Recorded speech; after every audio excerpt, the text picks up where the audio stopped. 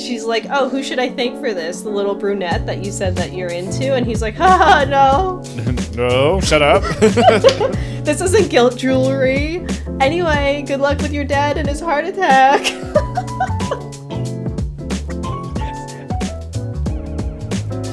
Hey everyone, welcome to another episode of Pointless Discourse with me, Hoppocalypse, and Itisdpayne. Yeah, whoa, it is me, Itisdpayne. I short-circuited my brain because I messed up the setting up to record, so that I totally forgot our usual intro. So it's okay. Your mind's just still in next year.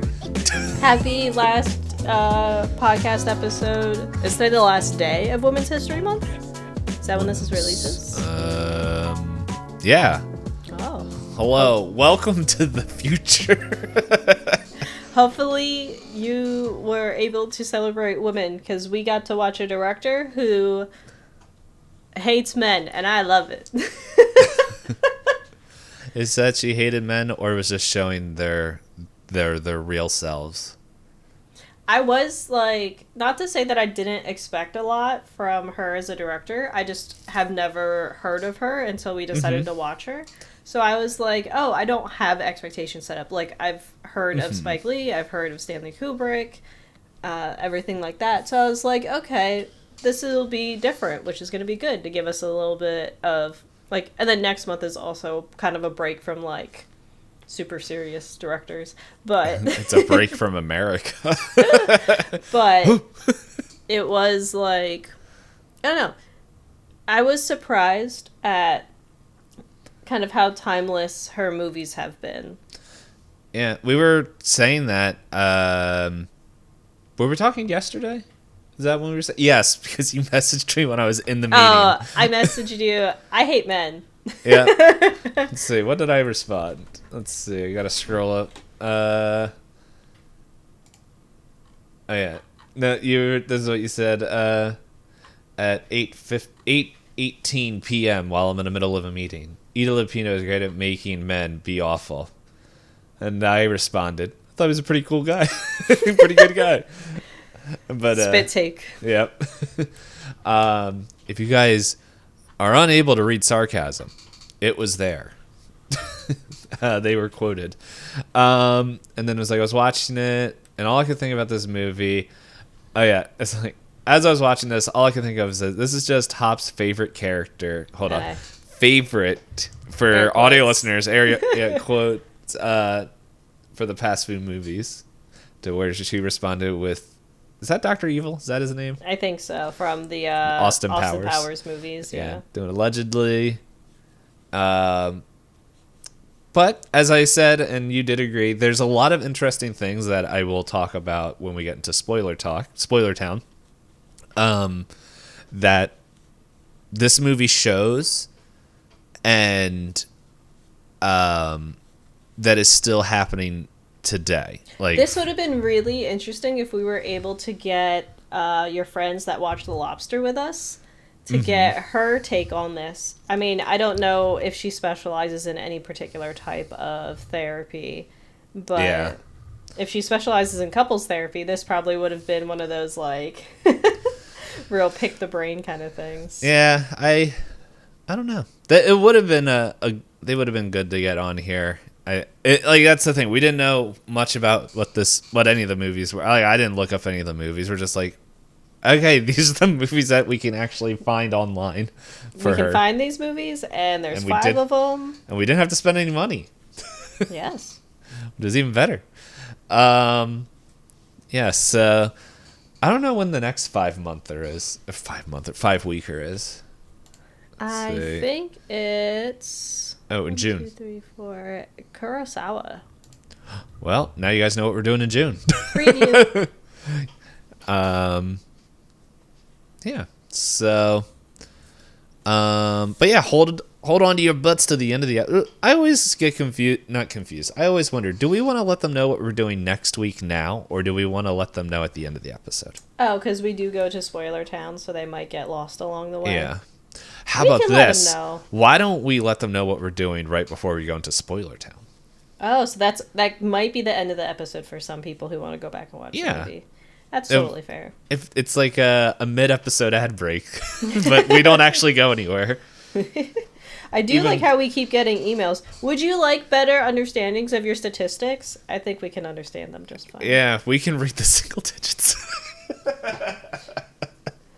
Wait, but we love our single digits. That reminds me, I should probably check the Any YouTube. comments or Yeah. Let's see. Oh, that's my channel. Get out of here. Why is there a million? Switch counts there. Contents. I will say I didn't know. But yeah, the first episode, because at this point the first 2 episodes came out, and the first, it always feels like the first episode gets a big push. But the first episode of each director. Of the new, yeah. And then it kind of dwindles off a little bit, but it's all good. But yeah, it's for anybody that is sending us like, hey, do you want to understand your analytics? Like, hey guys, this is just hobby time for us. Like we like talking. Like we like watching things. We both exist in this very interesting space where if we're not told to do something, we go, it can happen later. So now we tell ourselves, hey, remember that movie we wanted to watch? Yeah, let's make an excuse to watch it. And this is what this is. That's literally the conversation we had 20 minutes ago. Yes. But it's not how this started. This started as I like doing quizzes and you like bringing up stuff that's terribly cursed. So then we... And look what we're doing now. We both bring up terribly cursed things. And... Sorry, something got caught in my throat. Hey, that's called evergreen content. It shouldn't be.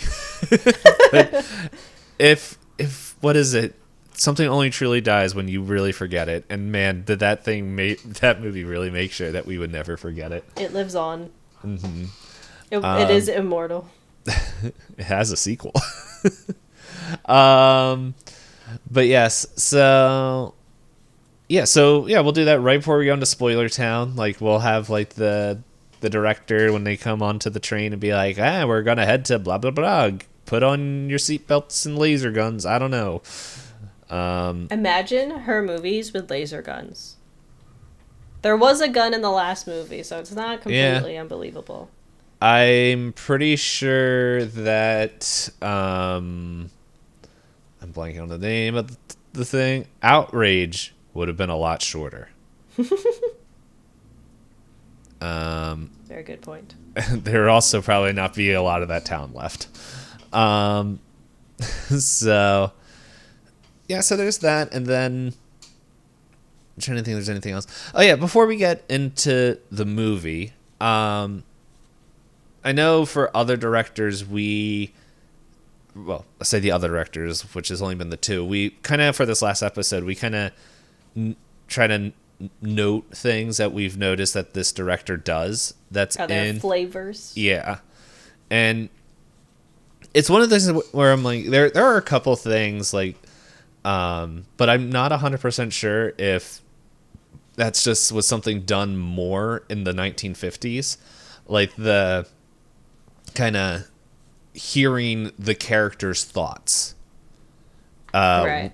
And because like now it's like we don't hear thought on screen. It's like just show with their facial expression to hopefully communicate, while in this it's very much just like boom, which I don't know if that would be. I think what's more Ida Lupino, and feel free to disagree as always. Makes it sound like not. No, the way that was coming out of my brain, my mouth and my head was like, you're not allowed to disagree with me. It's in the contract. I was like... but the as always on the end makes it sound like... Yeah. But I say I hate men, but, But specifically, it's this one on the playlist. It's the main character of this movie. Mm-hmm. But yeah, I think she does a really good job at showing the like the world, and the person feels grounded in these movies. Where While I was watching this, I paused at a certain point because Strider asked for help with something, and I started to talk about this movie as if I was gossiping about somebody like I've heard of, and he was like, "This sounds terrible," and I was like, "No, they're not so bad. I'm dramatizing it because it's funny, because it's actually really shitty of a situation that this guy has put himself in." And he's like, "Oh." He deserves it. All the poops. But I was, like, explaining, like, isn't it wild he did this and this and this? Like, I was gossiping as if he was a real guy because they feel like things you've heard of people doing. Which is interesting because, again, we said these movies are, like, 70 plus years old. Yep. Yeah. So, I think she's, like, pretty much except for, like, a few, like, technology and maybe terminology.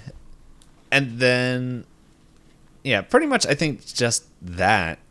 But, like, it's really easy to connect with these characters and the film is like, even though it's just like, yeah, look at my trains. It's like, I can still understand, like, I can still see, I forget their names, but the girl just like, I don't even want to be here, but he's my boss, and I need to, like, play good. Nice. Yeah, play nice. I do think in these last two films, well, I'd say even the last three, I feel like the character work is much, like, easier for me to buy into. The first one, I mean, you could tell they felt like caricatures of people, but like in The Bigamist, which, if you haven't seen the title, is that's the one we're talking about today.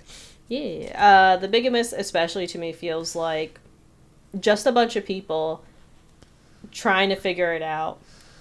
It's an episode of Maury.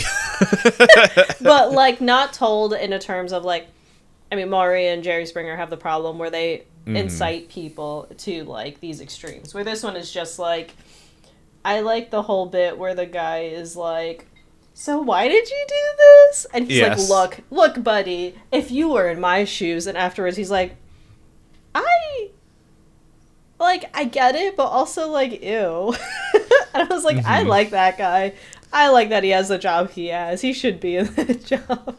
Like, I want to know, like, I was interested in that guy, then this is getting into the movie, so, like, I'll pause after this talking about the movie, but, like, pretty much there's a different person asking, like, why are you being such a stickler? They seem like such a nice couple, and he's just like, I'm not making the same mistake again.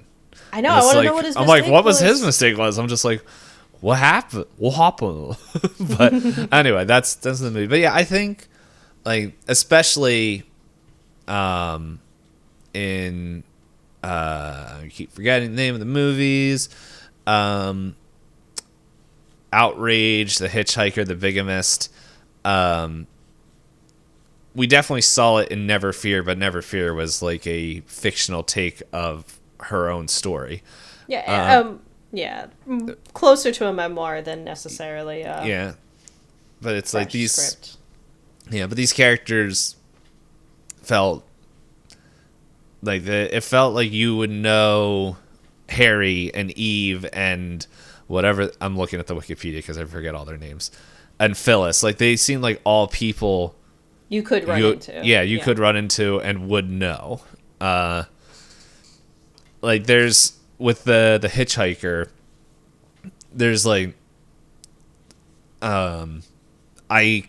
watching that movie, I saw, like, I could see them being my coworkers. Like, the two guys that were like, you do it. No, that's a terrible idea. We gotta wait it out. Yeah. So, like, I could see, like, a couple of the guys there, like, fulfilling that role. Yeah, I think I said in the message to you that I think she's just really good at character study, which I think, at least in some of modern films that I see, that a lot of times I see that they feel like they rely on this actor can pull it off, so I'm just going to write it. And it's like, or you could just, like, look at people and see what people do and see, like, how that happens, like, organically. And it feels like she was looking at things from a more organic standpoint of, you know what would happen if this traveling salesman did terrible things to people. And it's like, it feels almost like the way that I like to think of building up characters when I would run homebrew D&D. I would like write, all right, where are they currently in the story? And then go, why do they have these personality traits? What happened to them?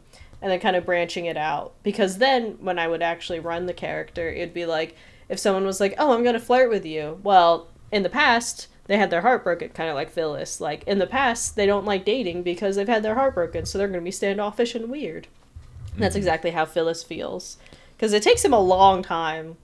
Again, getting into the weeds of the movie, but it's like those things where people are like, you had several steps to like not make a mistake, and he was sitting there, he's like, but what if I take 30 steps? Will I be forgiven? No, because you had like 29 steps before you actually did something that you rightfully regret and are being punished for. But who am I? I'm just a lady.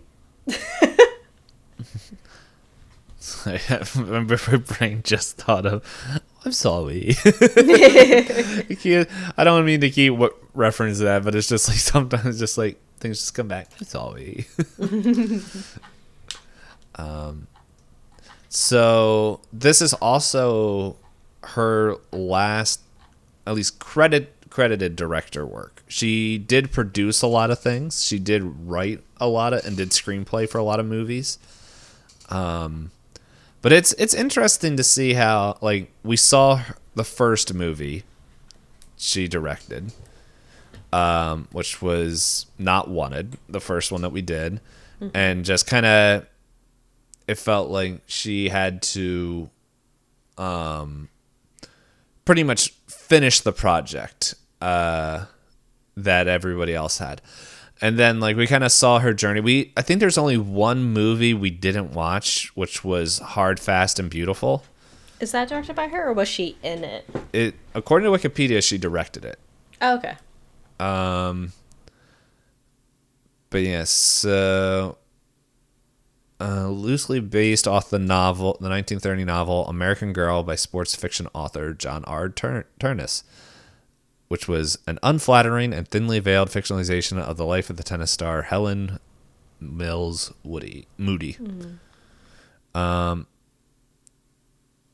So, but it was interesting seeing the journey, and let's see so Not Wanted, Never Fear, and Outrage were all back to back. So Not Wanted and Never Fear were 1949, and 1950 is when Outrage came out.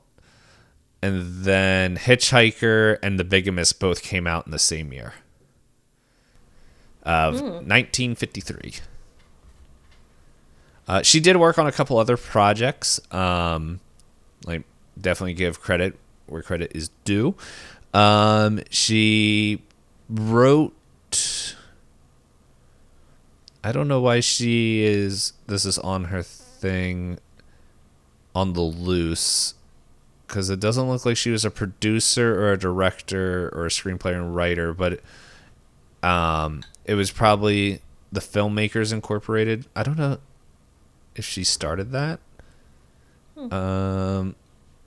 I don't see a link to that. It'd be cool if she did, because I always have to remind myself that Lucille Ball is who we have to thank for like Star Trek ever being a thing. Yeah, so I don't know why On the Loose is on the Wikipedia page for her, but same with Beware My Lovely, which is on here. I'm guessing, she acted in it. Okay. At least in Beware My Lovely. On the Loose, I don't know. Just a quick scan. But then she kind of wrote Private Hell 36, which is another crime noir film. But she wrote and starred in that, and then I'm guessing Man at the World, she also had a role in that as well. So, but if you look at her her IMDb, she has a ton of credits. Let me check something real quick.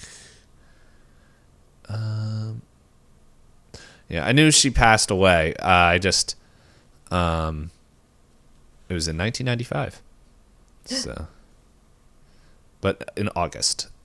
So, but yeah.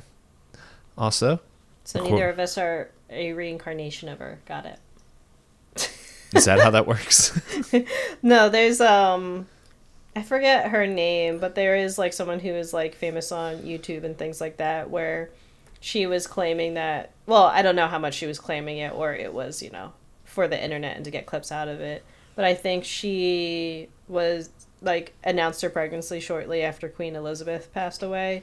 So people on the internet were like, what if her baby is Queen Elizabeth reincarnated? I think I and she ran hearing away this. with it. Yeah. Hey, might as well. If it's free buzz, But in any case, no, this was a delightful set of movies. I do really like her as a director. If she had more that she specifically directed, I would definitely watch more of her work. From what I'm seeing just on Wikipedia, and she might have more uncredited stuff, like the whatever the first one was. I keep forgetting the name of it. Not Wanted. Yeah, Not Wanted. Yeah. Yeah, I don't know, but here, before it gets really late for us, shall we roll some dice? Dice? You mean a D12? Since we're watching 12 different directors this year for this whole series, and whoever rolls highest gets to give a short 1 to 2 sentence summary of this movie. Exactly. You said it better than I could have, as I try to get these keychains off my mic. But I did roll my dice, and I don't think it's in my cards to give the summary for this one. I don't know. I got a new die, and it didn't really work out well for me. I rolled a 3. So did I. Oh my gosh. What a twist. Oh. Time to re-roll. This is why we roll D20s, kids, on a normal day. Alright, well, this die's going back in the jar. I'm guessing it's me again, then, with your reaction. I rolled a 1. Oh, I kind of rolled a 1, as in I rolled an 11. Oh, I was like, 11? See, what's this? I rolled a 3. Oh, okay, that's a 10. Wait, 7. Did you confuse a 3 and a 10? No, I rolled a 3 and then I rolled a 10. Oh, okay. I was making sure this thing could roll above a 4. But go ahead. All right. It is Women's Month. The end of it. Did you give any summaries for these movies? 1. The outrage. Okay, but yes. So when's Man History Month? Well, guys, it's time for me to go. What's my chair stuck? Sorry, I'm like trying to move my chair and it's just like. This isn't even a particularly chaotic time of day for us. This is a very normal time for us to be recording. Yet Itisdpayne is off the rails. Yeah, I'm stuck in next year. But yes, so basically what Itisdpayne and I have hinted at is this movie is great if you like the gossip, you like the tea. We have this couple who is a bit older, and I'm sure especially in that time, they were considered quite old to be trying for a family. I believe they say he's 38 and she's like 32. Mm-hmm. And they find out that they can't have kids, so they're signing up for an adoption center. And the man working at the center says that he likes to be very strict about his background checks. And as you alluded to, he says he doesn't want to make the same mistakes because he has like a cleaning woman in there who's like, just get the kid a good home. If it were all up to you, no kids would get to go to good homes. And he's like, well, I'll do my job. And it's like, well, okay, sir. So we kind of begin to follow him around as he's trying to do background checks. And it alludes to the husband in the couple is being a little uncomfortable with signing the paperwork. And the movie follows why he might have kind of been weird about a full background check about all of his history. I don't see any problem with it. Long story short, he's a traveling salesman. Well, he's traveling all right. He traveled a lot. Yeah. They weren't kidding. Mm-hmm. So, Hop, I do have a question for you. If this... Just one? Maybe a couple. Okay, okay. Yeah, if you have time in your schedule for at least 4 questions. By chance, if this was the only movie you have ever watched of Lupino, it might be hard to imagine. Would you recommend other people to watch? Or no, sorry, would you watch? The order. I did this again. Would you watch the rest of her catalog? Oh, absolutely. You might have already. I might have already, but no, I would give that an A.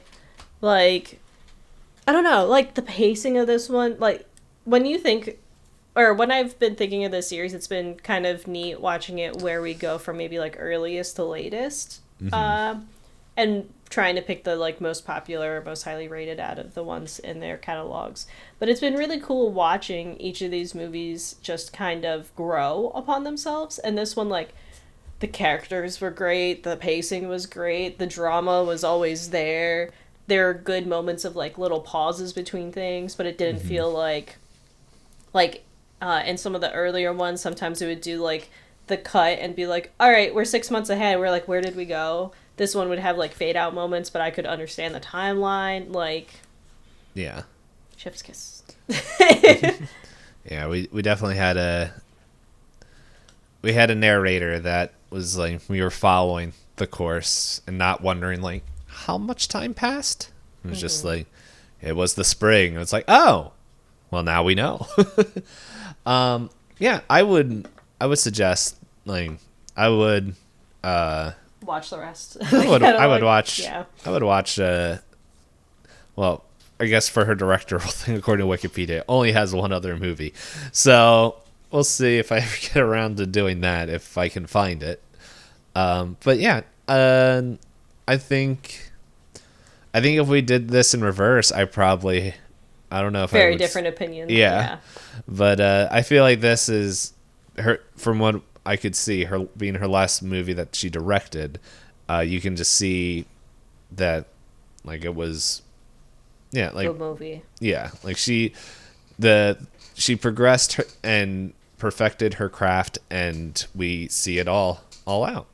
Yeah, I would have. It's like, it would have been cool to see with her finding her style and voice a little bit better, to see what else she could tackle as far as like social issues, because it does feel like a lot of her movies deal with social implications, but because it's such a neat time capsule. Yeah. I would agree, but I do have another question. How much did you root for the characters? No. I think part of the magic of her being able to make characters feel grounded and interesting is that they're all inherently unlikable for different reasons. I guess I rooted for the background checker. Yeah. Let's see, what was his name? Mr. Jordan. Is that Mr. Jordan? Yeah. It was like Jordan, yeah. Yeah, Mr. Jordan. Because he's just, he has a very simple character setup. He is a guy who cares too much about his job and just wants to get to the truth of everything. And that's what he did. And I think he was a perfect foil to help be, like, our stand-in for the story. Because I had the same questions he did. And, like, his conclusion where he was like, I have these mixed feelings about you. I was like, yeah, that was a good response. Yeah. I agree. Like, it's... Like, both female characters in this are like, it's not your fault, but, like, you could have asked more questions. You could have been, like you like to say, you could have communicated at least once or twice. This whole movie was, I'm trying to communicate, but both people that I'm trying to communicate with aren't letting me communicate, or they're like... His attempt at communication was also terrible. It wasn't great, but he does come out, like, the way he does, like, the introduction to her, like, hey, I'm gonna invite you to be worried, and she's just like, my dad's dying. Yeah. And he's like, okay, well, I don't want to say it because it's spoilers. It's so funny, that delivery of that phone call, though. Like, that phone call I can imagine happening even today, but it's yes. So, but yeah, I don't know. I really wasn't rooting for anybody. I was rooting for that I'm blanking on his name. The restaurant owner. I was like, I hope his restaurant does well. It doesn't sound like it was necessarily set up in a way that was good for business, though. Yeah. Oh, very true. Uh, but anyway, what grade would you give this plot? I wouldn't say it's a perfect plot. I don't know that we've run into any perfect plots yet, but I would give this, like... You mean Eyes Wide Shut was not the perfect plot? That's going to be the sell for this year. of this series. I would still give this, at very minimum, an A or A minus. Mm-hmm.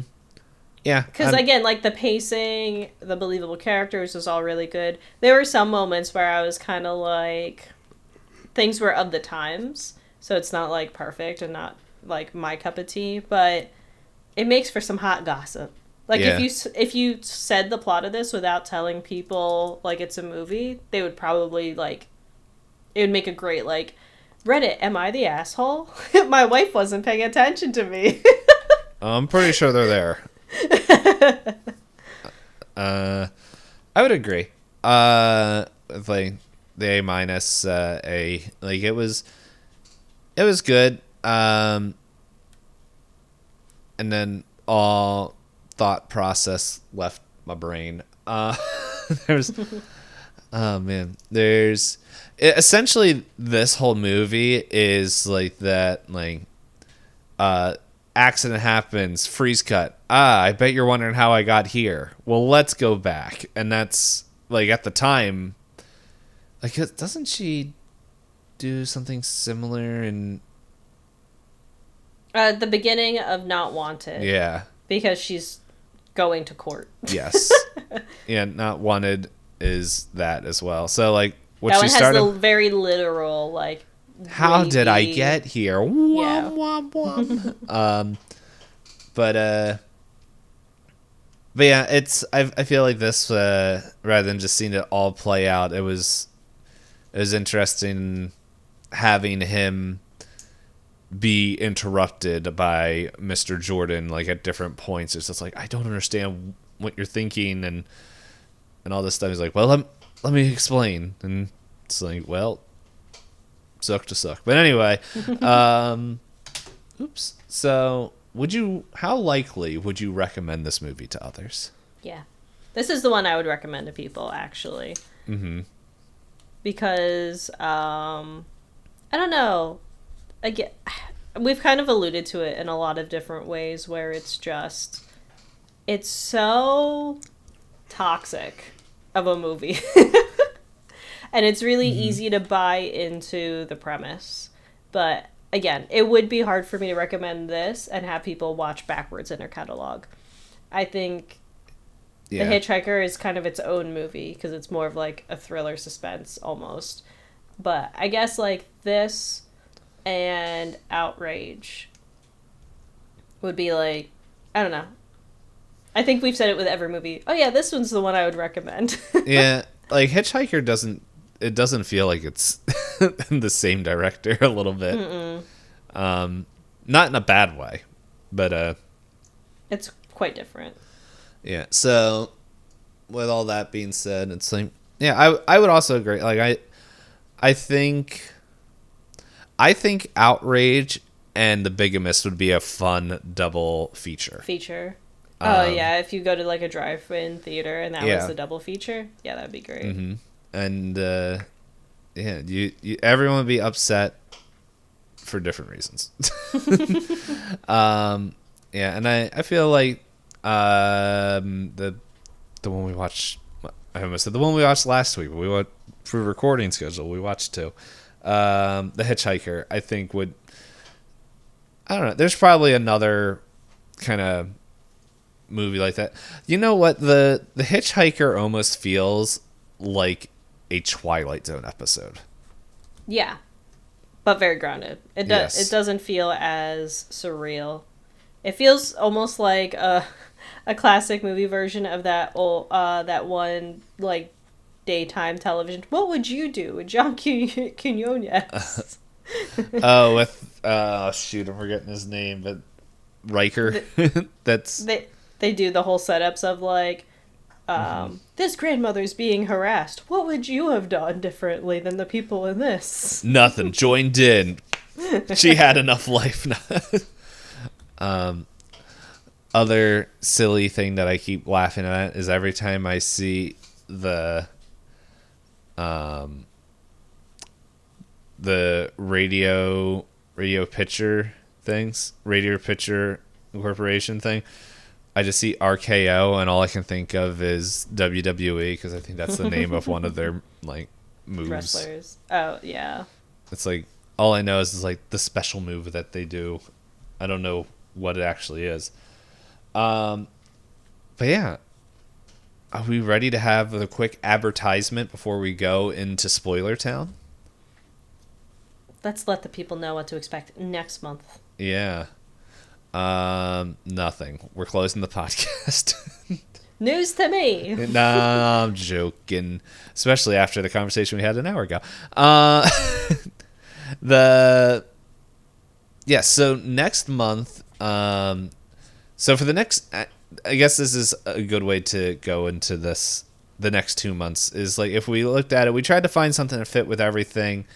And then I don't remember how this came up, but April and May, both of our birthdays fall into those months.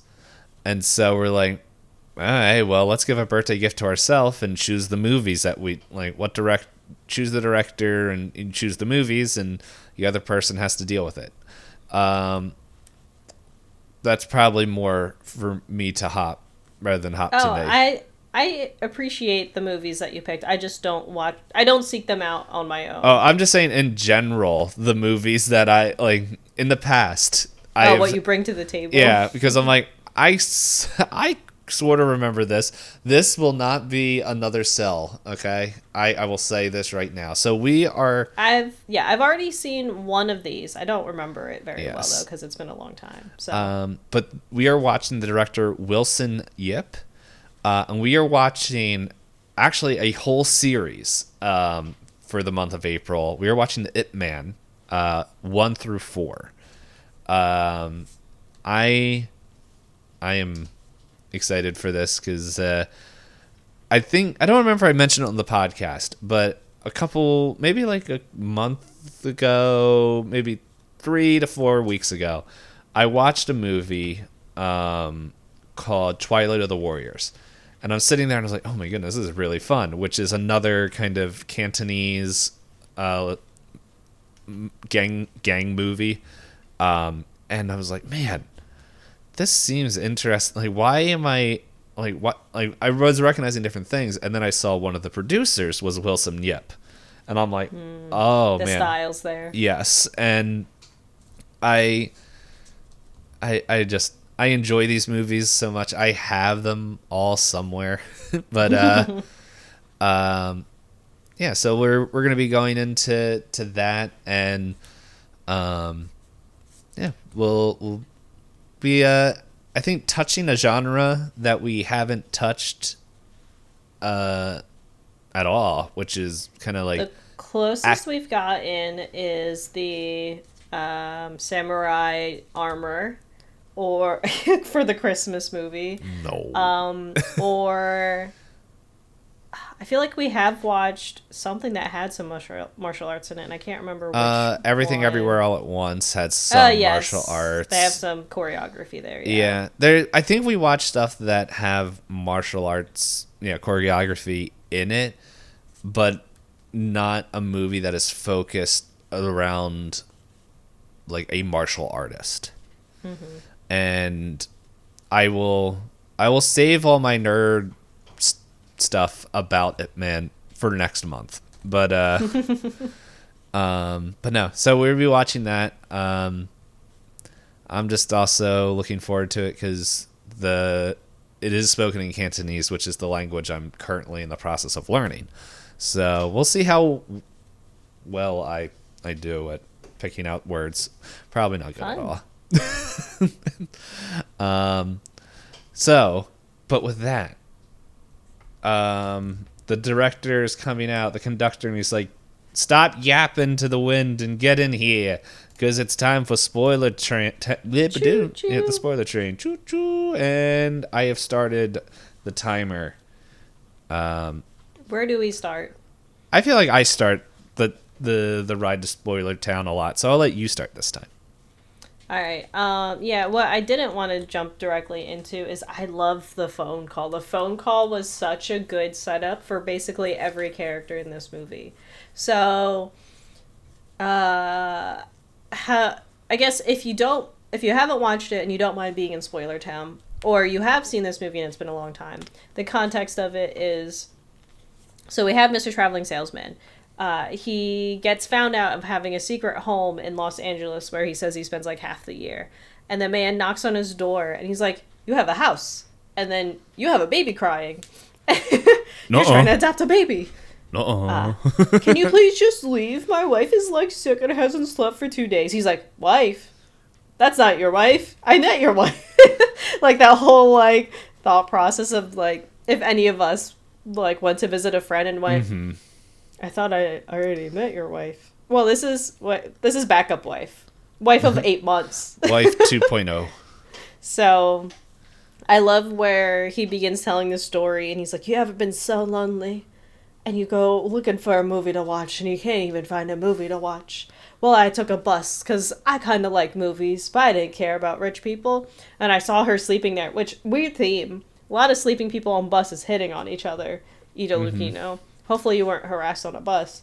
But Or maybe she was the one harassing. Oh.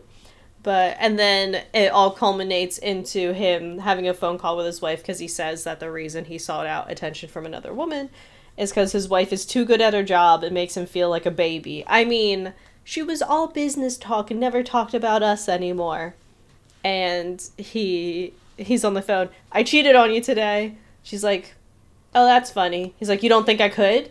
Is that a bet? You don't think I could go and cheat on you right now?" And she's like, "Honey, my dad's in the hospital soon. I'm worried about him." He's like, "Well, I didn't touch her." She's like, "Who did you not touch?" What? God forbid she trusts you. What did you say? And then the part that comes, like, I wasn't expecting her to have actually processed the information, but then later on when she gets the jewelry, she's like, "Oh, who should I thank for this? The little brunette that you said that you're into?" And he's like, "Ha, no." No, shut up. This isn't guilt jewelry. Anyway, good luck with your dad and his heart attack.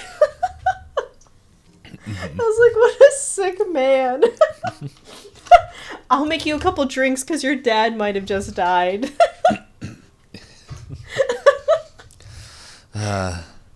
"Do you want me to go with you?" "I guess you shouldn't because we have so much work to do." "Good, I wasn't going to go anyway." I was like, okay. "Do you want to build a baby?" "We can get it from the store. It might be..." Never mind. I'm not going to finish the rest of my thought process. But now I want to. I wish more men had to go to court for doing embarrassing stuff. I will also just say that.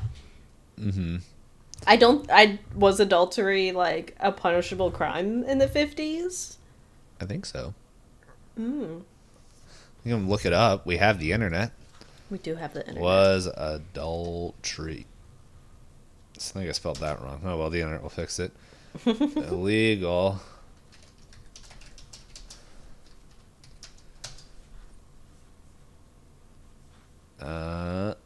There we go. How common was adultery in the 1950s and 60s? According to Reddit. Thank you, Reddit. Okay, this person is sourcing their material from infidelity. When, where, why? From a 2010 study? Anyway, infidelity was also widespread in former decades, and historical and tribal societies. Reports in the 1920s indicated that 28% of American men and 24% of women were adulterous at some point after their wedding. Quoted Lawrence, 1989. In the late late 1940s and early Oh. 1950s, approximately 33% of men and 26% of women in American samples were adulterous, according to a couple studies done in the 1953. The data in the 1970s indicated that some 41% of men and 25% of women reported infidelity, to another study done in 1974. The data collected in the 1980s suggests that 72% of men and 54% of women were unfaithful at some point in their marriage in the 80s. Goodness gracious. I was going to joke and say those are rookie numbers. I guess I was right. Yeah, it's 10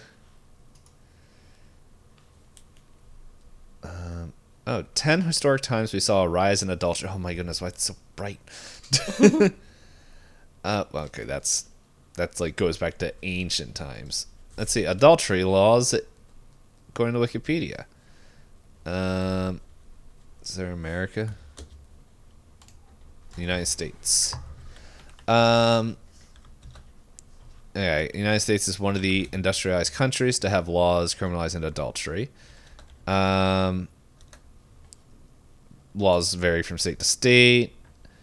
In the mid-20th century, most states, especially in the southern and northeastern states, had laws against fornication, adultery, or cohabitation. These laws have gradually been abolished or struck down by courts as unconstitutional. So there's a little. Just curious because of the end scene. Yeah. So like in the map, they have a map here that. Let's see. Adultery was decriminalized between 2010 and the present. For our states, it was in the 90s to the 2010s. It looks like. Oh, no. It was decriminalized before 1990 for both Jersey and Pennsylvania. But then there's a whole bunch of these where adultery was never criminalized. But I will also say, according to this map, adultery was decriminalized in California, where this movie has been set. Okay. Before the 1990s. So, a little rabbit hole, but it's all good. Fun facts. Mm-hmm. Yeah, it was interesting hearing his story. Because like as I was watching this, it was reminding me a lot of my time in college. So once again, if this is someone's first episode that they're listening to or haven't heard me talk about this before, I did go into training to like pastoral training, and one of the things that they were trying to be clear on and like let people know was just how easy it is to like not just in the church, but just like at any kind of job area, and just if you're not having like communication and just like just being in touch with your spouse or your significant other nowadays, like that, it could lead to stuff like this where it's just so many people believe that cheating is only physical, where you don't normally get to that point unless like you're a serial cheater. One night stand. Yeah, one night stand stuff. Like unless you, for a lot of people, have that emotional connection. And there's a lot of stories now, like even nowadays, where it's just like there's a lot of people who like their significant other cheats, and then not that I'm saying one is worse than the other, but like one did the action of cheating, but then when you go back and look at it, there was like they no longer were a couple. They were no longer feeding into each other emotionally. They were just doing the steps and just kind of like in name only. Yeah. And a lot of times it could be because they didn't take precautions, and now there's kids in the mix, and they want to be there for the kids. But it's honestly why there's a lot of divorces after children go to college, because parents, there was studies on it. I don't remember the study, but there were multiple studies done that when children come into a marriage, parents will focus so much on the kids that they actually drift apart, because of what was the center of their life was the kids and making sure they got through school and sports and whatever that stuff was. But like, that's still 18 years, and if you have multiple kids, more, like, could be 18 to 20 to 25, depending on how many and how far apart the kids were, that you weren't communicating, you weren't fulfilling each other emotionally, mentally, physically, and all that stuff, and you guys just became roommates that are caretakers for these kids.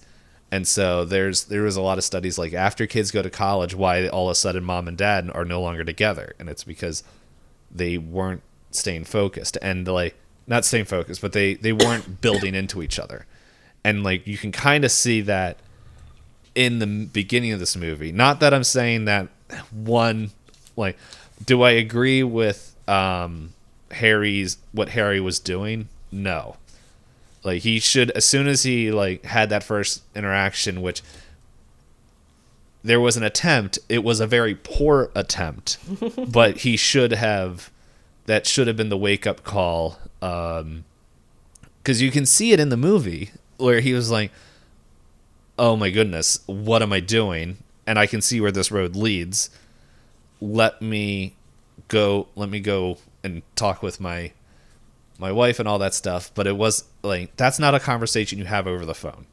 Like that. No, when you and get it was back, also not like, it wasn't like portrayed in a way that I think it didn't come off sincere. Like, it was just like, yeah, it sounded like he was being like, hey, by the way, in case you are wondering, and she's like, okay, can we talk about like the thing I need to vent about? If you want to talk, like, it also felt like unfair in the way that he was like, we never talk about us, and she's like, anyway, so the business accounts. He's like, what about us? She's like, can I finish my sentence? Like, you asked me to help you improve your company. I'm kind of trying to do that. Mm-hmm. Yeah, and it's once again, like, we're only, it's his side of the story. It's his side of the story, but we're also only seeing one interaction. So it makes it look like he only had this one chance at talking, and then as soon as he gets back, it's just like straight into business. Like, there's no break from work. Like, I know a lot of people, especially when COVID hit, they were like, hey, have your office if you got to work from home. But have your office, and then when you do your hours, like, go somewhere else in the house so you can detach from work. Mm-hmm. But like, for him, work came home because he, like, for a good reason, but then it's just like, yeah, it once again, like, as you kind of hinted at earlier, or I was having that what you said was my thought, is like, they needed to communicate, and that communication should have happened before he was getting to that point where it's like, hey, like, you sit down, you talk, like, hey, this is what's, like, I love having you in the company. There's so much stuff that's going on, but I'm noticing that we're taking a hit in this area.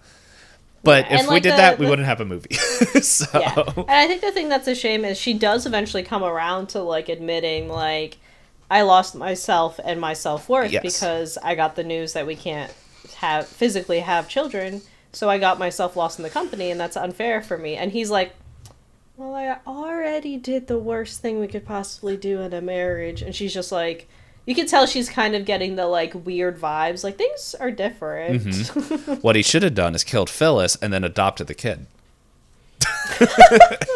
Because then, hey, it would be his son. Biological child, yeah. It's like, don't look too deep. I know, she'd be like, wow, he really has your eyes? He'd be like, what a coincidence. Yeah. Done in... Weird. Ooh. Wow, this baby really latched onto you. Yeah. The other thing that I really liked is the background guy being like, I don't know if I pity you or despise you more. And I was like, yeah, tell him. Consequences to his actions. Make him feel bad. Mm-hmm. Yeah. So it's trying to think what else. Like, I do want to talk about the end, but like we still have like 15 minutes. So I'm trying to think if there's anything else. Let's see. We had our buses. The trip to Acapulco was wild. Where he's just like, you know, people fall in love here in Acapulco, Mexico. And she's just like, haha. I mean, I guess we can do stuff together. And he's like, okay, well, I've made up with my wife now, so I'm going to leave forever. But I guess I should check in on her. Goes back to the restaurant. She's taken ill. Yeah. Very much like the the reveal in Not Wanted, where the doctor's just like, well, her mental state isn't great, so you should be gentle with her. And he's like, well, what's happening to her? Oh, buddy. Babies. Yeah, it's it's just interesting where it's just like, okay, and then you could see that he had the like last ditch effort of like, no, I'm calling it off, but because he wasn't clear, he's just like, I'm not feeling good, because he was like, no, like this isn't good. That it was just like, oh, she's in my apartment or like in my hotel. What is this? So, but yeah, it was interesting. Now that like, I know I was saying like, I think with the Hitchhikers, like, what if it was done here? And it was like, can you imagine if this movie was also done like Psycho, where it's just like, I don't know. I think it's just par for the course now, where it's just like, I can't help but think like, if this movie was made today, what would be different? And it's just like, I'm pretty sure Harry would have murdered people. I don't think Harry would have murdered people. Eve would have murdered people. Yeah. Because, like, I did think it was interesting. I mean, this can segue into, like, the ending. I did find it interesting that they, like, took a lot of time, but also left it very vague onto, like, what happens to him in that court case. Mm-hmm. But, yeah, I think Eve would have killed people, because Phyllis tries to stand there and be like, I'm sorry I had your husband's baby, and Eve is just like, ew, don't look at me. I don't like you. So I guess, yeah, for that question, for leading into the final thing, judging from the final interactions, who do you think? Because it says like I think the judge. Let's see, does it say in the Wikipedia? He basically implies like, it's not a matter of like me sending you to jail. It's a matter of, will these women even like take you back? Yeah, and it's like, you gotta. It's like, hey, what's let's see. Yeah, but and anyway, the whole thing going on, and he reveals it, and yeah,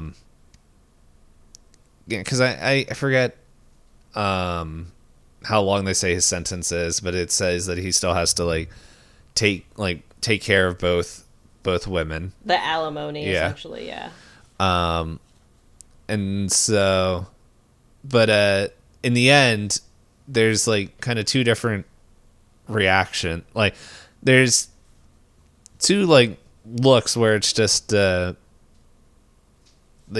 Eve seems a little bit like, kind of has like the smirk of just like, hey, well, I get my money. Yeah, I get my money, and it's like, he came to me. I'm getting his money, and I got his baby. Okay, and just like, and then leaves, and then Eve kind of gives like this. Oh, you mean Phyllis? Oh yeah, sorry, Phyllis. Yeah, Phyllis gives that look.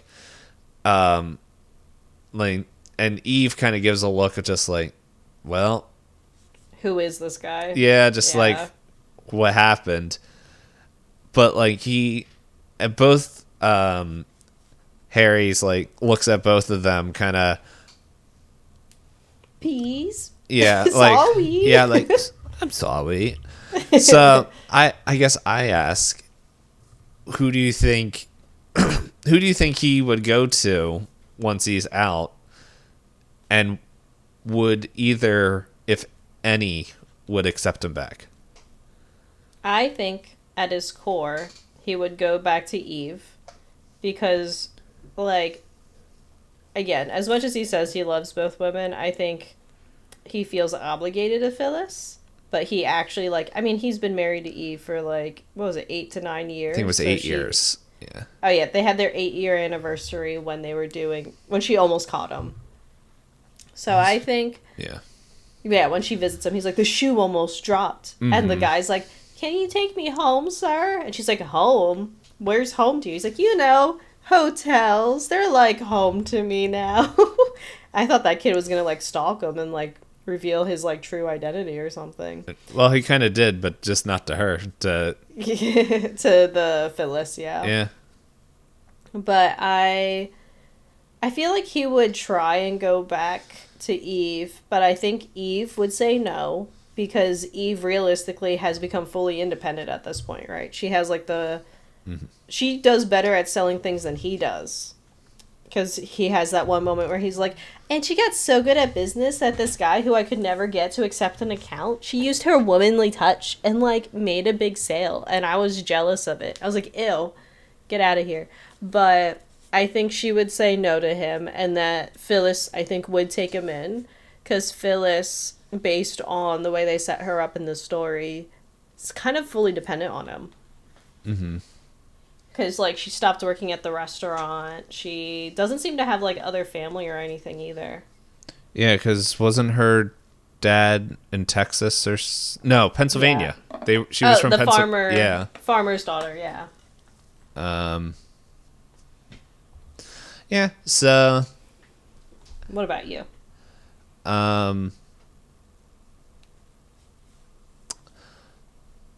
Yeah, it's... I could see him going to Phyllis. And I think Phyllis would take him back in. I could also see, like, where, like, Eve also, like, being like, okay, well, you paid the price. Now you're gonna like, I could see him taking him back, but it's going to be a much tougher road. Like, both, like, because if we think about it, Phyllis already caught him cheating. He was she thought that Eve was the other woman. Yes, yeah. And then she finds out that she is the other woman. Also, the bit where he literally goes to Phyllis and goes, don't you care if, like, I'm married or divorced or have 6 kids? She's like, shh, don't ruin this moment. And I'm like, girl. Yeah. I also just found out that that's Ida Lupino. I thought I remembered seeing her in the credits as more than just the director, but I wasn't sure. Yeah, well, I scrolled down and was like, oh, Ida Lupino is Phyllis. Funny enough, every time Phyllis showed up, I'm like, that looks like my grandmother. Is your grandmother Ida Lupino? No, because she's still alive. But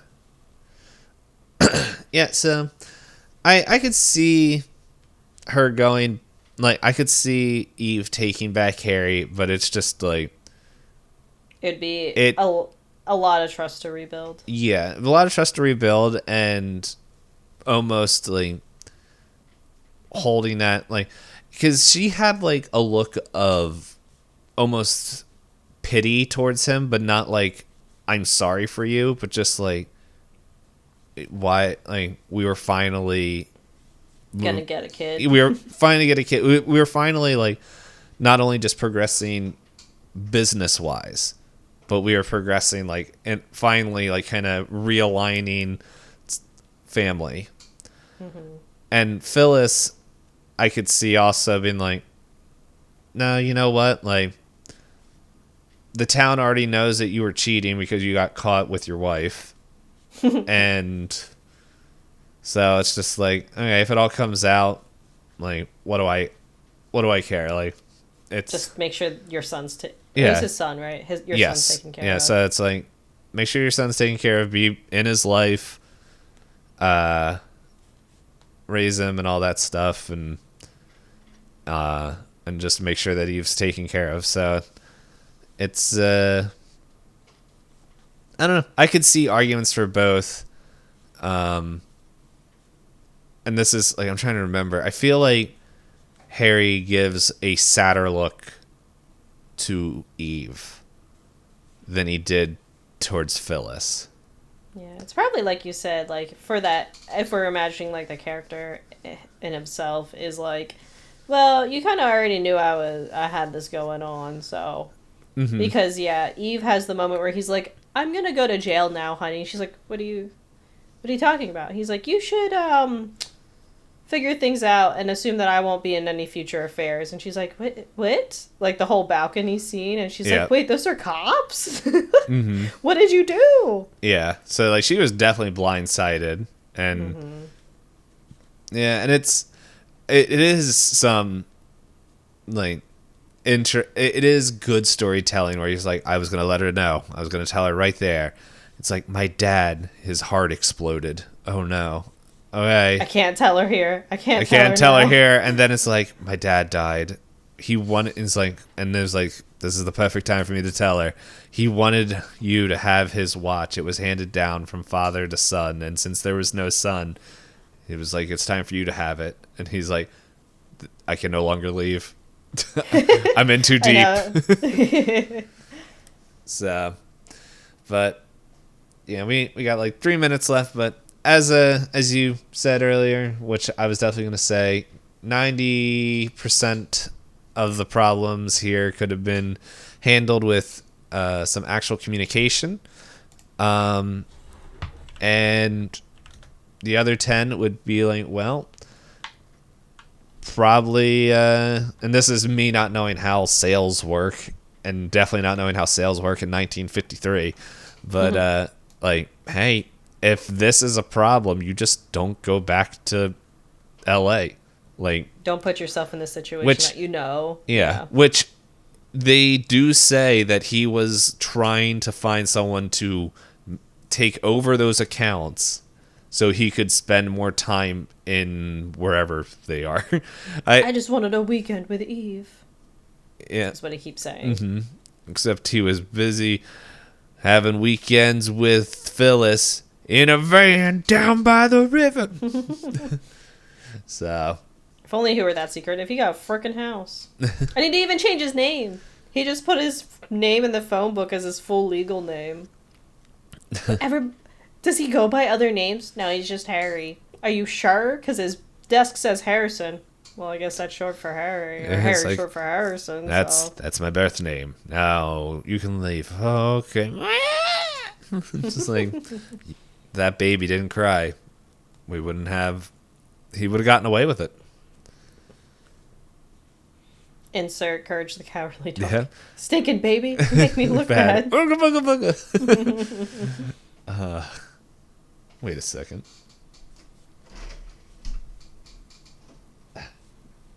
What are you pulling out? Nah. Uh-oh.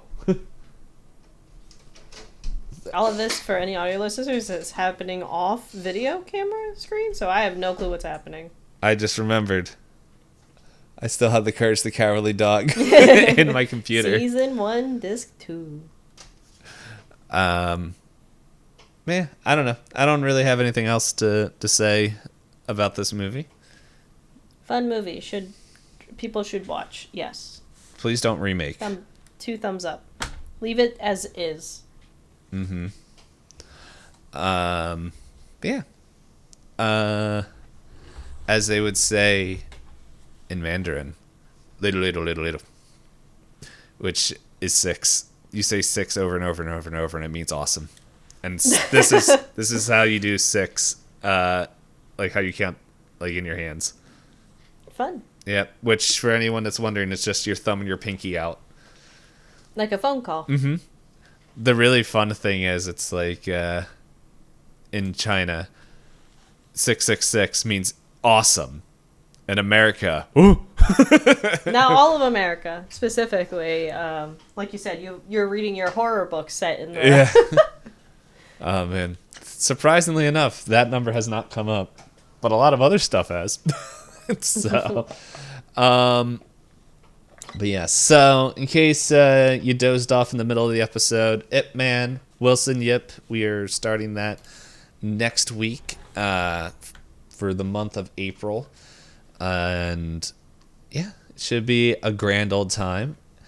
And yeah, if you guys made it this far, let us know if you watched any of Ida Lupino's movies, or if you watched any of them after hearing us talk about it. Let us know what you thought in the comments below on YouTube. And I don't know, maybe one of these days I'll learn how to find comments on Spotify.